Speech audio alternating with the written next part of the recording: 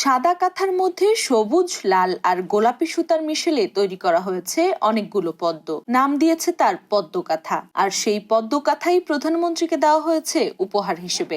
পদ্ম কাঁথা বলে, কারণ পদ্ম ডিজাইন, এটা পদ্ম কাঁথা। আমাদের যশোরের ঐতিহ্য, আমরা যশোরের মেয়েরা সেলাই করছি, সেটা প্রধানমন্ত্রীর সামনে তুলে ধরতে পেরেছি। একটা নিজের গর্ববোধ করি না যশোরের জন্য। অনেক ভিন্ন ভিন্ন নাম আর ভিন্ন ভিন্ন সেলাইয়ে করা এই নকশি কাঁথাগুলোর দাম ৩,০০০ থেকে শুরু করে ২৫,০০০ টাকার মতো। এক একটি কাঁথা বানাতে সময় লাগে প্রায় ৬ মাস থেকে ১.৫ বছর। একটা আছে পদ্ম কাঁথা, একটা আছে সূর্যমুখী কাঁথা, একটা আছে গ্লাস ভাঙা কাঁথা। ভিন্ন ভিন্ন নাম আছে, ভিন্ন ভিন্ন সেলাইও আছে। একটা আছে যশোর স্টিচ, একটা আছে কাঁথা ফোর, একটা আছে পিপি সেলাই। আরেক যে আপনার যশোর স্টিচের যে পাড়টা দিয়েছি ওটা হলো হাসিয়া পাড়। আমাদের এখানে আপনার ২৫,০০০ টাকা দামেরও কাঁথা আছে, সর্বনিম্ন ৩,০০০ টাকা আছে। হ্যাঁ, আমরা যে আসলে সত্যি কথা থেকে আমরা যে শ্রমটা দিই, শ্রমের মূল্য পাই না।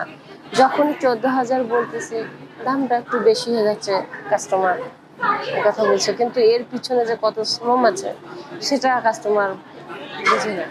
কাপড় কেনার পর ধুয়ে পেন্সিল দিয়ে নকশা এঁকে এরপর করা হয় সেলাই। সেলাই শেষে আবারও ধুয়ে আয়রন করে এরপর বিক্রি করা হয়। প্রকৃতির নানান উপাদান থেকে ধারণা নিয়েই রঙের সংমিশ্রণ করা হয় এসব কাঁথার।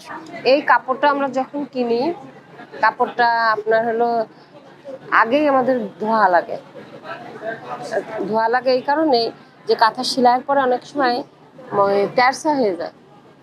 এই জন্য আগে ধুই, মাঠটা করে ফেলি, তারপরে কাঁথা পাতা হয়, তারপরে ছাপানো হয়। ছাপানো বলতে কি পেন্সিল দিয়ে আঁকানো, ছাপ না, হাতে আঁকানো। তারপরে সেলাই, তারপর আবার কাচো, আয়রন করো, তারপর রেডি করে নিয়ে আসা। এমনি কাজ দেখে তো বলছে অনেক কাজ, আর সেলাই দেখে সবাই পছন্দ করতেছে। সবাই কাঁথাটা একবার হলো খুলে দেখে যাচ্ছে।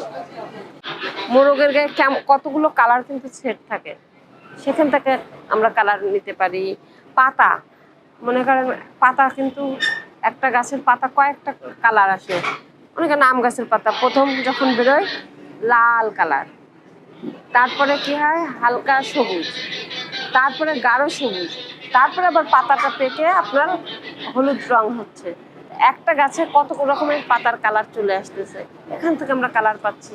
মুসুরির ডাল ভিজানোর আগে একটা কালার, ভিজানোর পরে আরেকটা কালার, সেদ্ধ করার পরে আরেকটা কালার।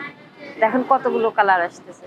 এবার যখন আবার ওটা সেদ্ধ করার পরে আবার যখন হলুদ দিই, তখন আবার আরেকটা কালার।